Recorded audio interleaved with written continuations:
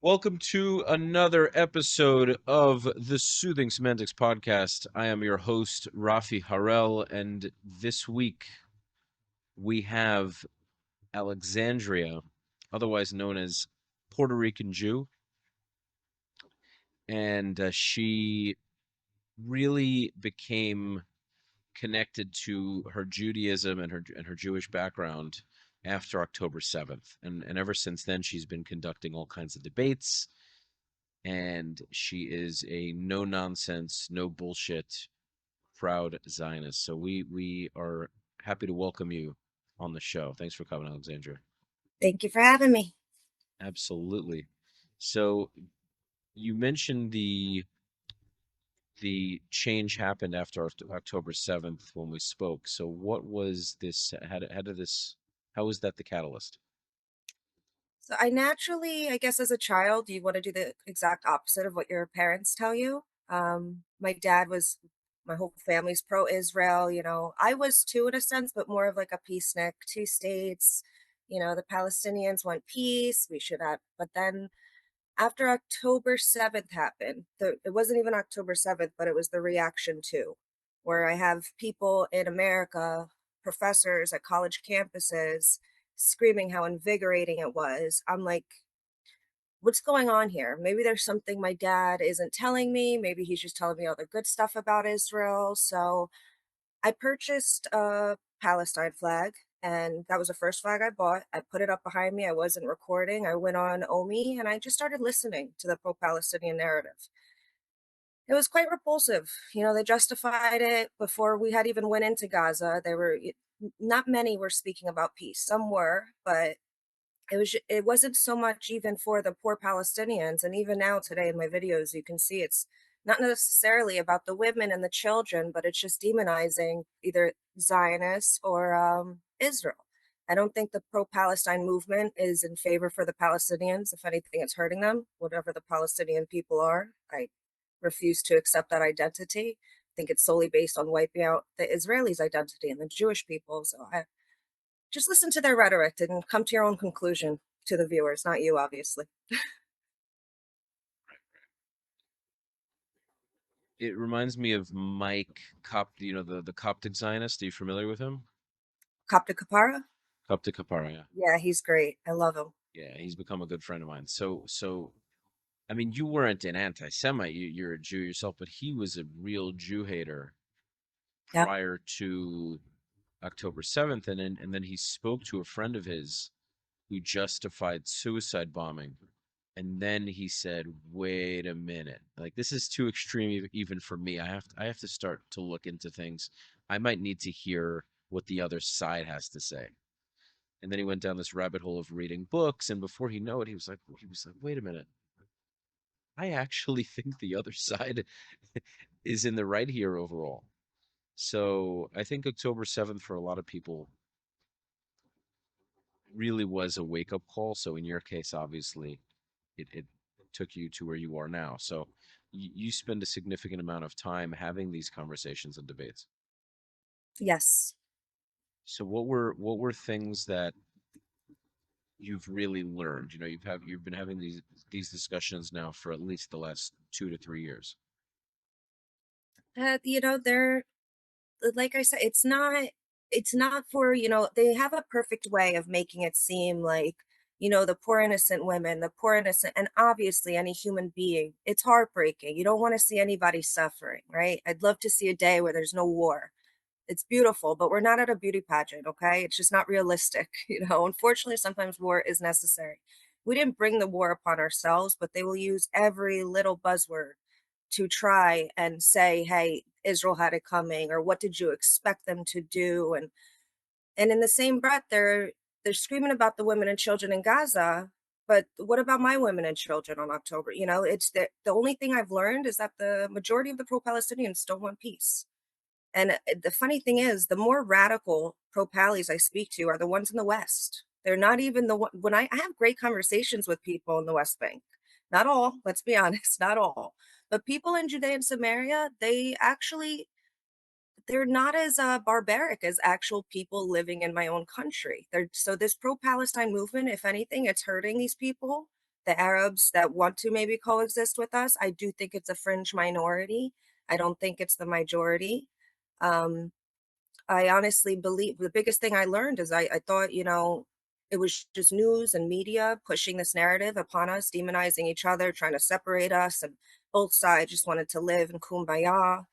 But by doing the Palestinian flag in the beginning, before I had even started recording and just listening to them, it's the minority are the peaceful ones, unfortunately. That's my conclusion when it comes to speaking to people online. And it sucks for the handful that do want peace, that do want to coexist, that I wouldn't mind living next to my family in Haifa, because it's only making it worse for them. It's not helping. When you think you're helping, you're chanting these slogans, you're doing all the buzzwords. It's cute, it's trendy. People do not care about the people living over there. It's a trend. It's a pony show. It's a fake movement. Right. Yeah, you mentioned just a moment ago that it's the minority that want peace, and it's sadly the case. I mean, you look at the statistics of whether people in Gaza support Hamas at this point in time, and the vast majority do. That's not a surprise. The vast majority of these pro-Palestinians, whether they understand the conflict or not, because very few have any real knowledge on it, they absolutely support Hamas. But what's true is that since Hamas knows they couldn't win through military victory, their attempt was to win the hearts and minds Yep, of young Westerners, and that's a very good strategy. So on one side of their mouth, they're talking about destroying Israel and killing the Jews, but on the other side of their mouth, they're saying, if we can if we can be seen as the underdog and the poor, pitiful group of people, that's how we win. Because we know we probably can't win militarily, so let's cry genocide. Let's convince the young people in America and Europe that we are doing the only thing we can do, which is resisting occupation. They'll feel bad for us, and the world will pressure Israel not to finish the war, not to accomplish its goals. They're too brutal. This way, at least we can survive and live to fight another day. absolutely. It's a war of attrition. Let's just keep fighting them, keep weakening them until something gives. Maybe we can have other Arab armies fighting on other fronts. Maybe we can convince the world to pressure Israel to create two states, giving Judea and Samaria to us, and now we have a lot more land, and we can fight them from two different parts because the army will pull out of Judea and Samaria, and now we have all this mountainous terrain to attack Israel. We can kind of split Israel into two, north and south, because the West Bank would create such a tiny, narrow area in the center of Israel, and then now Israel is far less defensible, if defensible at all. These are the strategies of these Palestinian terrorist groups. If we Yep, can't defeat Israel now, if we're patient enough, they've said this. I mean, they say this publicly in speeches. They say it in yep, Arabic. And Israeli leaders are really dumb, like not because they're intellectually dumb, but because they think that if they think a solution will work, the enemy will believe it too. And I don't know where this delusion comes from. Well, actually, I do know where it comes from. It comes from Europe. yeah.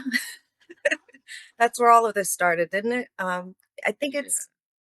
it's funny to see, the and they're gaining the heart specifically. I call them libtards because not all liberal are far left. They're gaining the hearts of these people who are anti-colonialism and all these words that they throw. No one's illegal on stolen land, and Israel's one of the biggest decolonizing projects in history, if not only. It's such a beautiful story of the indigenous people getting their homeland back. So you're literally advocating against the same things you advocate for.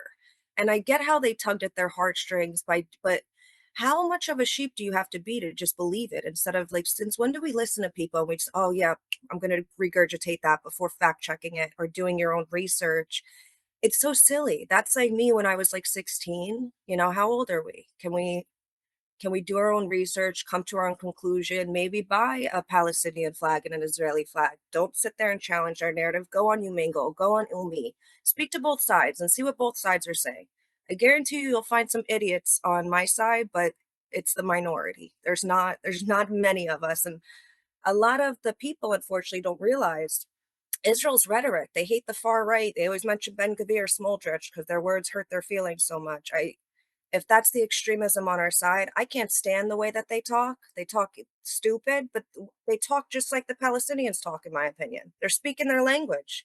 And how many lives have they taken? Like, it's hypocritical. But a lot of them don't realize those slogans that they have them chanting, translate them in Arabic, from the river to the sea. What is it in Arabic when they say to their leaders, I'm gonna butcher it. I do not speak Arabic. Min Maya Mayar Palestina Arabia. Right. From the river to the sea, Palestine is Arab. Yeah. Water. From water to water, Palestine is Arab. That doesn't scream coexistence to me, but they made it seem cute for the people in the West, from the river to the sea. They can't even name which river and which sea. So it's hypocritical. The leaders in Israel, I don't know, I don't think they're ever going to get it together with like I hate using Hasbara. Stop explaining yourself. Stop being defensive all the time. Just say it like it is. Go on offense for once. Stop trying to appease everyone in the West. You guys are not living in the West. You guys are living in the Middle East. It's a totally different territory. It's not Europe. It's not America. Totally different playing field. 100%. Well, I also think that because most pro-Palestinians are not going to take the time to do their research and talk to differing opinions on the matter, they're simply not going to do take that level of effort because most people just won't do it. Most people choose a side and they allow confirmation bias to confirm what they already believe. And this applies to the pro-Israel side. It applies to most people. Yep. So, being that that's the case, what Jews should do, and what I think, being that we're in this media war, and Jews want to live safely outside of Israel, if they want to live in the diaspora, it's incumbent on these Jewish establishments, whether that be yeshivas, Jewish centers, summer camps, uh, parents, teach your kids and teach the community about Jewish history, Jewish identity, Jewish pride, teach them to speak Hebrew, um, teach them about the politics, teach them about what our enemies are all about, the history of Hamas, the history of Fatah, the history of the PLO. Is it boring? I personally enjoy it. I like to know about it. But if a lot more Jews were well versed in this subject, not only would it make them much prouder, we would see a lot less of these anti-Israel Jews, these as a Jew Jews, but we would also be far more prepared to defend our points and go on the offense when we're confronted with some of these pro-Palestinian dumb ideas. I agree. So it's just better being better prepared. You know, when you have an army, we need to look at it like an army, like the IDF. Okay, when you have a prepared, trained army, you win. You do Yep. well. When you so in the same regard, when you're dealing with a media smear campaign, you need to be well equipped. Now, are we in the right all the time? No, our shit stinks too. We're not perfect. I mean, we're close. We're almost perfect. But but we're you know what I mean. But we're not perfect. Our shit stinks. We make mistakes. We do things wrong, whether on purpose or by accident, and that should be criticized because we're not above criticism. But the vast majority of the time, when bullshit is told, we should know how to combat that. That's what I Absolutely. think. Absolutely. I think when it comes to diaspora Jews, specifically American Jews, we are so disconnected with our Judaism. We just want to fit in. We want to, go clubbing. I'm talking to myself like 10 years ago, not now. That life's over. And that's fine. You can do all that. But I think they're so disconnected with and as was my menorah was right next to a Christmas tree growing up, and that's really the only prayer that I knew in Hebrew is the Hanukkah prayer. But a lot of them, I think they don't, and specifically the ones that speak up for Israel, they have no idea what's going on over there. They've never even been, maybe they have been once and they've been brainwashed to go completely against it. Fine, whatever. I don't think they realize I call it American privilege, how well we have it here. They're not forced to go serve. They're not losing loved ones left and right. You know, in America, if we lose a couple people, of course it hurts. It's heartbreaking. I hate it. But if one life is lost in Israel, the whole country feels it. It's a big difference with the sense of community that they have over there. And I think the Jewish community, the as a Jew Jews who only identify as a Jew when it comes to sticking up for Palestine, wherever that is, they only use that identity when it suits their narrative, and to disassociate themselves from their own family, from their own DNA, from their own traditions. Even if you lack that growing up, just don't sell yourself out. You don't realize how good you have it here as an American. I didn't have to go serve. I wish I did. I regret it. Or even in the IDF, I have no shame in that. I would have loved to. But they don't have that pride that, you know, you see the 18-year-olds, the youth in Israel, the way that they have over there, the life that they have, we don't have that type of community here. We're not, it's totally different. Not even close. Oh, I just got to put in my eye drops. Go for it.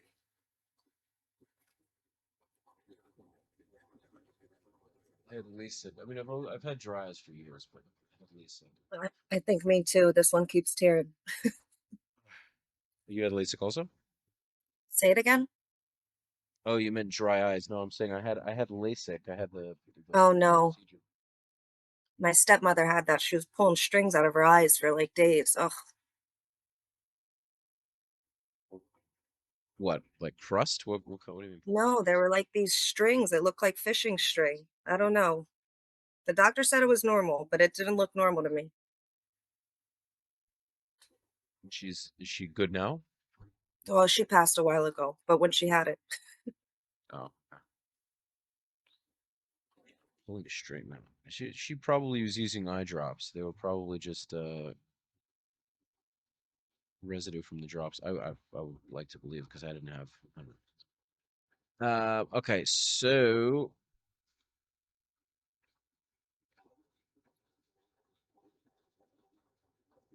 I know that we've spoken off camera about solutions. So what do you think should be done as far as Gaza goes? You know, now we're hearing before you respond, I'm sure you've been seeing talks about Gaza, about Hamas disarming, and there being this technocratic. I love these terms. A peace force of Turkey and whichever hodgepodge of countries that are supposed to be coming together and helping to rebuild Gaza. So, what do you think of all this? I think it's BS. I think Israel's given them opportunity after opportunity after opportunity, and they have failed. My family is right on that border. I'm not comfortable with it. Gaza specifically, it's a totally different playing field than the West Bank, but I wish Egypt, back in the day, I wish Egypt would have taken Gaza, but unfortunately, that's not, you know, it's out of the question now. I think Israel has every right to it after what they did. I'm some people will call me a radical one. I think Israel should annex Gaza as well as Judea and Samaria. I think if they want to have Israeli citizenship, not citizenship, residency, if they want to have Israeli residency, they should be granted that. No rights to vote. And I know it sounds crazy, a lot of people here in the West hearing I that, agree. what I am we're in talking full. about. Nothing in the Middle East is a democracy. Israel cannot exist as a, even on, I'm even saying, even long term, America might have to consider something. I don't like this, you know, democracy is great, it's all hunky dory, but you know, you see what we got going on now with politicians here in America. What's that going to look like 10, 20, 30 years from now? We have that grace period. Israel doesn't. So grant them residency, not citizenship, and they don't have to stay. They don't want to stay. That's perfectly fine. They can go ahead and go to many of their Arab countries, whichever one that they choose. So well said. I am in complete agreement with you. I mean, this is what Yishai Fleischer talks about. I've been saying this for years, even before I really came across this channel. The fact that I am so blessed, truly, and I can say the same for you, that I understand this conflict as well as I do, and I understand my enemy as well as I do. And being that I understand my enemy, I actually I infer from that that because I understand them and they can't bullshit me, there's actually a potential for peace. That's the key, is when they realize that that you're not an idiot and you actually understand all of what they want to do Yep. and they can't play their games with you, you can actually speak from a real no bullshit playing field. I know what you want. It's not happening. How do you want to go about this? Do you want to live on this land with me or not? If you want to live on this land with me, no more fucking fighting, violence, crap. None. Yep. It's over. I don't care if you like me or not. You're going to respect me. And if you can't respect me, one of two things are going to happen. We're either going to fight and a real genocide is going to happen, God forbid. Okay. What I mean by that is that's going to be the outcome because clearly we're not getting anywhere. Yep. Or you have to go somewhere else. Which is it going to be? Or the third one is that you stay here, obviously, and don't cause problems. But which one of the three is it going to be? And ultimately, they have to choose one because we can't keep up with this constant cycle of violence. And this, I've always said, actually lies within the Israeli decision making. Being that the Israelis have the upper hand, being that we're the ones in power, we need to make decisions that can't be undone. See, the problem is we're always in limbo. Right now, Israel hasn't had a better opportunity than now to make these long-term decisions. Full Absolutely. annexation. If I was Bibi and I actually care about the country before I get too old and pass on or someone else gets elected instead of me, I would immediately annex while Trump is in the position in the president's chair, annex the territory now. Even if you have to fight, listen, that might lead to war. What else is new? We've been doing Yeah. it for so long. It's coming So we got to anyway. fight more. It's inevitable. Either we do it now or we do it in 10 years. Yep. It's either going to come from us preemptively deciding to do it, which is a far smarter strategy, or it's going to happen because Egypt, Gaza, Judea and Samaria, Lebanon, Iraq, Syria, like we might have 6, 7 armies attacking us all at once, like we did in the previous wars, where then we're gonna annex the territory because then we were for it, not we were threatened with annihilation. We're threatened with annihilation all the time. Yep. So like I want to wring the necks of Israeli politicians because they're so dense. They're worried about the opinion of the Western world in my eyes. I think that, they're so worried about what everyone's going to think, but they have Think not anyway. been. What'd you say? They think what they think anyway. What difference does it That's have to do with that's exactly what I was, regardless if Israel does the smallest little thing, the whole world is screaming it, the settler violence, everything, all this BS that the media turns something like this into this.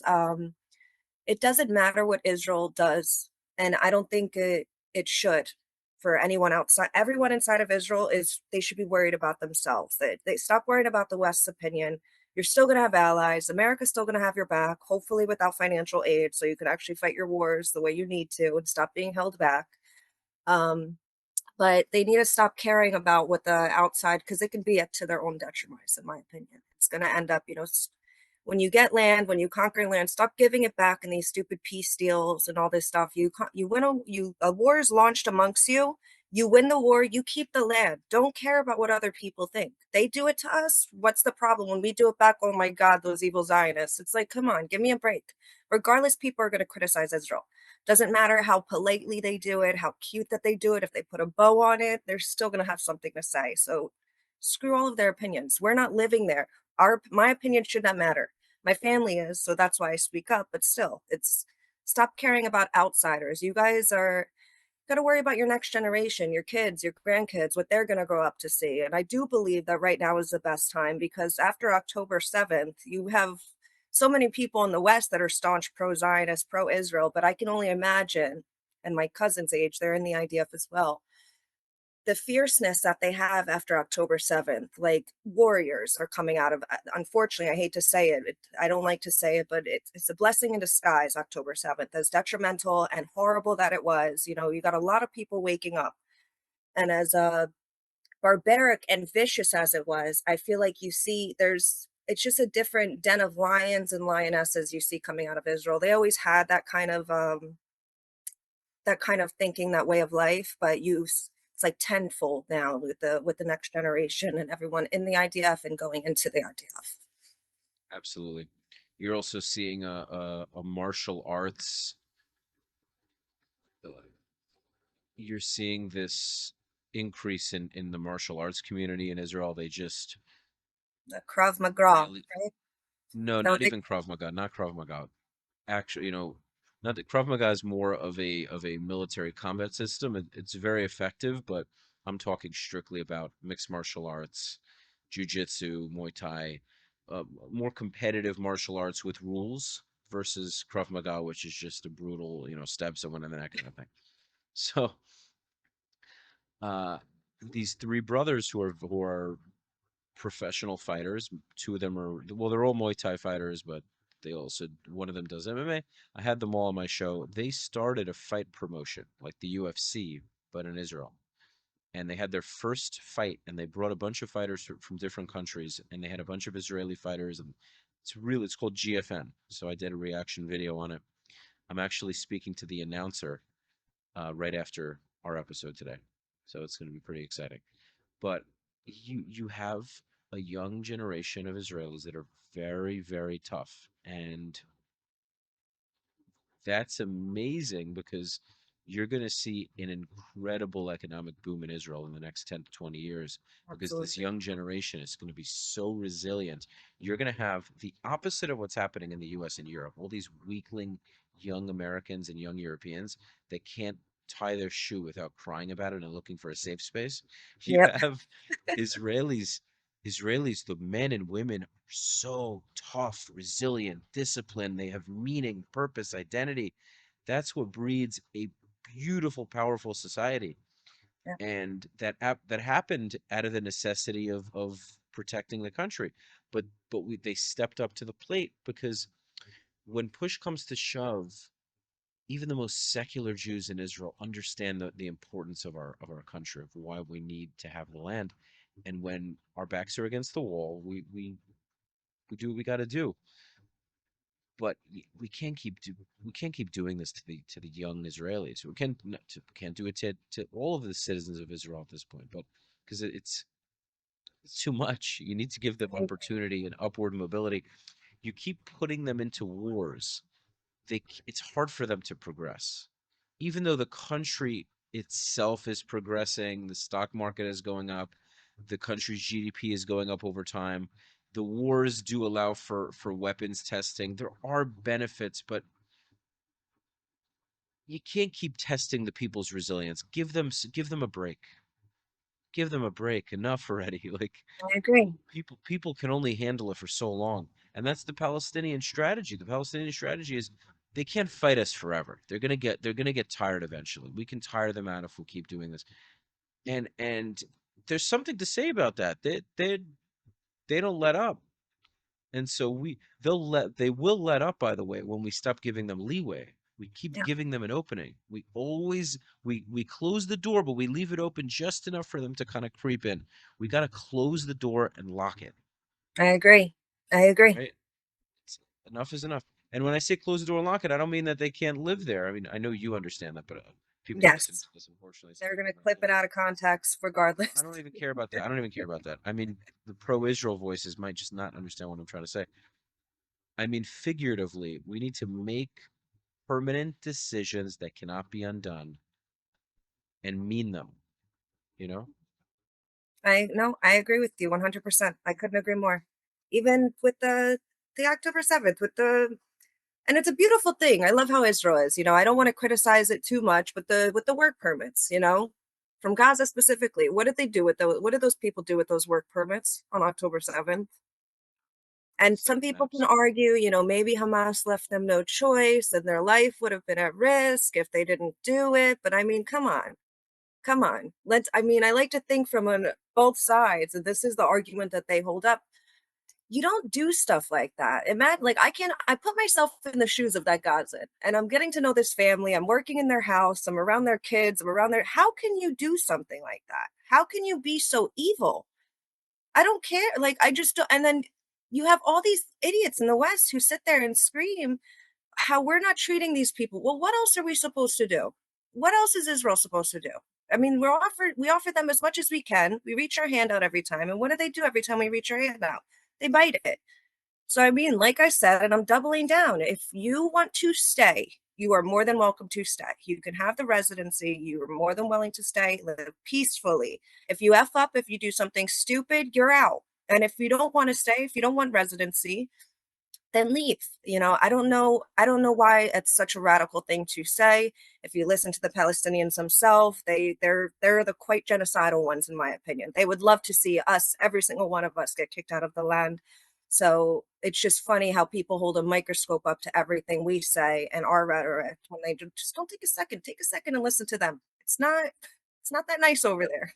Absolutely. It's not what we're saying isn't radical. And we just I mean this is said in the Torah about Jewish people, but we're a merciful nation, despite what all these pro-Palestinians think love to say about us. We are merciful, and that's an amazing character trait about the Jewish people. But we're also incredibly stubborn. And the merciful aspect can sometimes really hurt us. It really makes things worse for us. And I think sometimes we need to look at things and say, people might not like us for this in the short term, but this is what's necessary. I And agree. I think we are moving in that direction because of the resilience of Israelis now, but this is why I'm doing what I'm doing on my channel, because I'm really hoping that as my channel grows, I can get in touch with more Israeli voices, more Israeli leaders, hopefully with Bibi or the next prime minister. Sit down with him or her and just say, listen, you know this needs to be done. Are you going to do it? Or is the next leader going to do it? Or is the leader after that? Someone's got to do it. What's going to happen? And I, They need to and I, stop worrying about the public's opinion. yeah, I'm just doing everything I can. Well, I'm sure there's more I could do, but for the time being, I'm trying to do what I can because I think within our lifetime, this could absolutely happen. It's funny whenever I say in our lifetime, I think of the pro-Palestinian voices. That's exactly what I thought too. Yeah, yeah, yeah, yeah, yeah, but that's not going to happen. No, you're doing great though. At the end of the day, there's many people who sit there and stay silent. Even with Boy George, man, he's just just a man trying to live his life. He came out with a nice song and everyone's giving him it's ridiculous, but I love when people choose to speak up instead of saying so. I feel uncomfortable seeing myself online. I'm not comfortable with it. I am not tech savvy. I literally threw myself in here because it was my only way to kind of contribute. I'm not young enough to go to the IDF. I had just my baby was the same age as Kafir actually when Kafir was stolen from us. So that's literally what lit the fire under my ass. And I was like, all right, just start making videos. As comfortable as it makes you. I'm not the most well spoken. I am by far politically correct. But I think that's why people like me. So you're making videos. That's all that matters. We're doing the best we can, getting our voices out there. I'd rather see someone speak up than stay silent. Much agreed. Much agreed.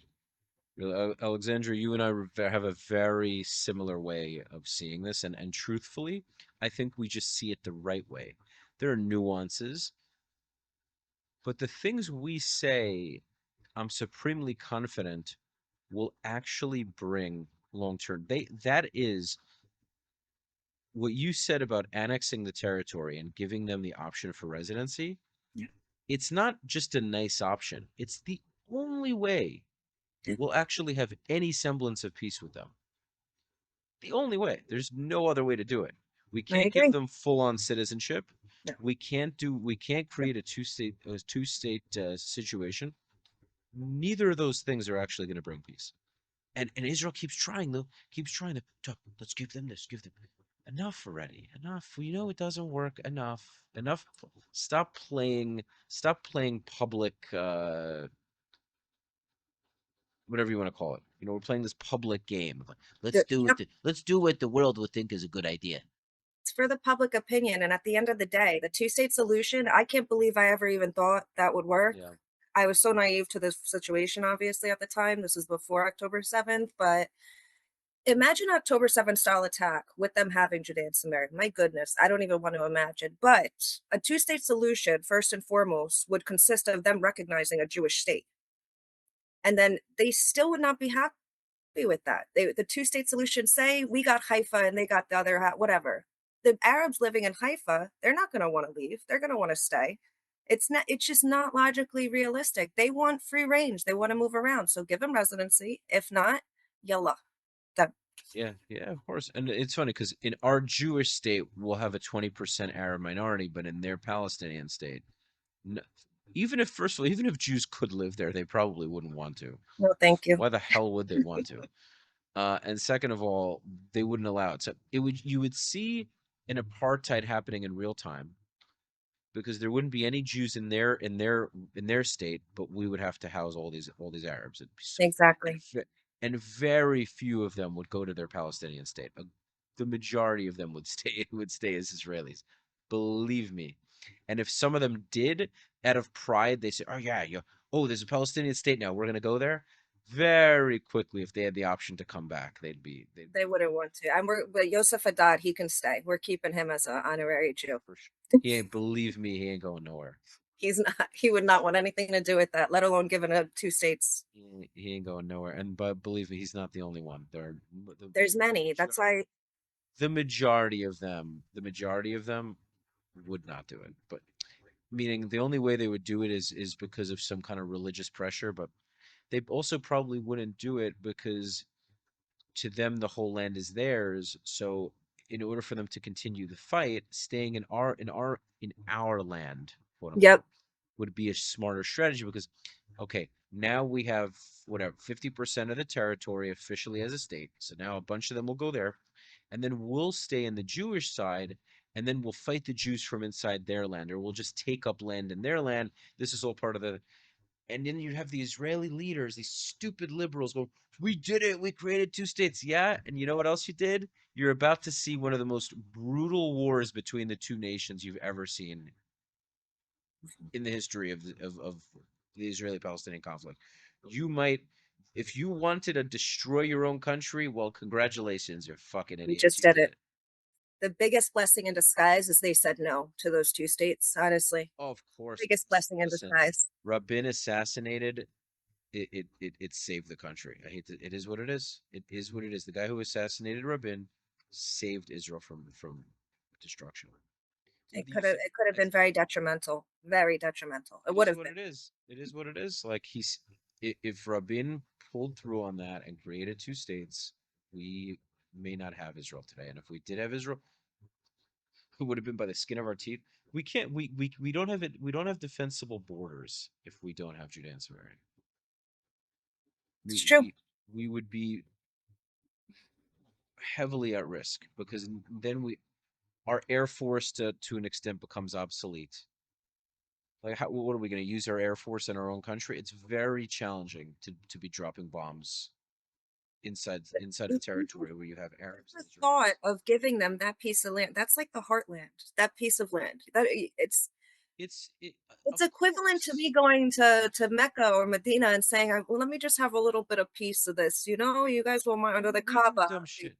Yeah, only we do dumb shit like this. Only we do dumb shit like this. We're such brilliant people with such high collective IQs, but we're so dumb. It's Too just an worried about academic. public view. Yeah, it really honestly, it's mostly an Ashkenazi thing. Like I say this all It's the time. true, unfortunately, and I'm So, Ashkenazi, so you're right. yeah, we've spoken about this. I hate saying it, but like if I guarantee if the entire Israeli government was Mizrahi, I don't think first of all, I don't know how many Palestinians would be on the land to begin with, but That's I really would love, and I love to believe see. me, the Gazans would have been emptied out by now.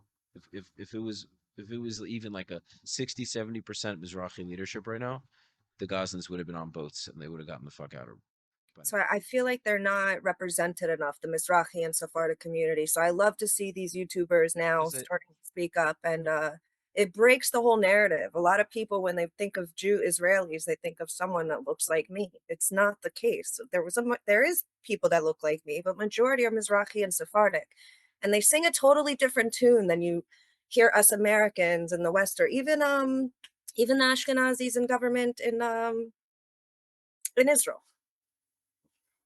Right. Right. Yeah, they don't care because they don't care for all this crap. They're matter of fact. They see things. They don't wear rose-colored glasses. They see Yep. things as they are. They understand who Speak they're their dealing with. language. And what's funny is they actually get less hate than the Ashkenazis. The Ashkenazis are sitting here offering charcuterie boards, getting on their knees, and excuse my French, but trying to suck the dick of their enemies. And they get hate for it. They don't even get love for it.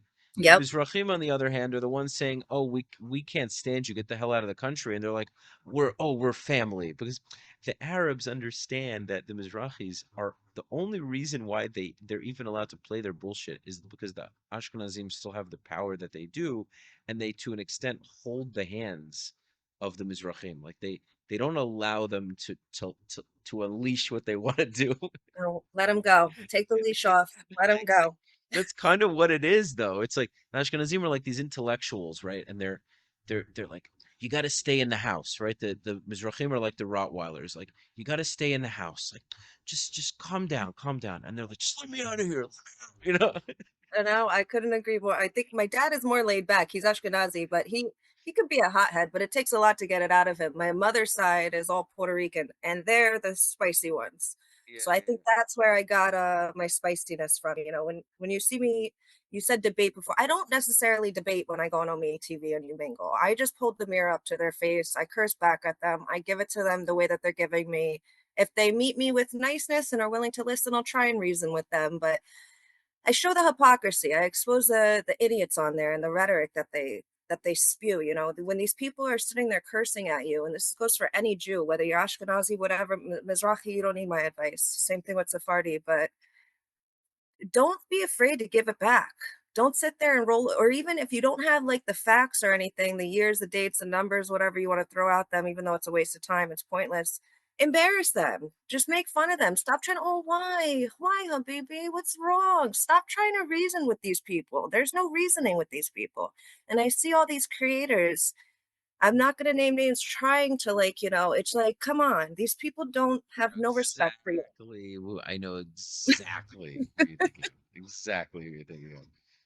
Oh my God. It's to the point where like you don't even have to say it. I know exactly who I'm talking about. Anyways, okay, well, Alexandria, I'm gonna wrap up here because I have an episode to do in some time and I want to eat something. Sounds good. So it has been a pleasure. Thank you for joining me. I think you really have a good head on your shoulders and you understand what's going on. And I know that the both of us don't come from a place of hatred as much as we have, we have our emotions connected to this. Both of us want peace. Both of us want to be able to coexist even with people that we can consider our enemy, because not all of them have malintent. Yeah. Oh, the majority do. But I think that over the course of time, that narrative changes, and that narrative starts with us. Once we stop pandering and dilly-dallying and actually do what we need to do, and we set the ground for a one-state coexistence, the generations that come after from the Arab community can be more peaceful because Yeah. that ability to destroy us becomes less and less plausible. And so peace becomes something of circumstance, meaning it happens over the course of time because they realize, this is actually the best outcome for both sides. Um, Absolutely. and it's absolutely possible if we do the hard things. We have to do the hard things now so we can actually experience that. But Israel loves to avoid these hard things.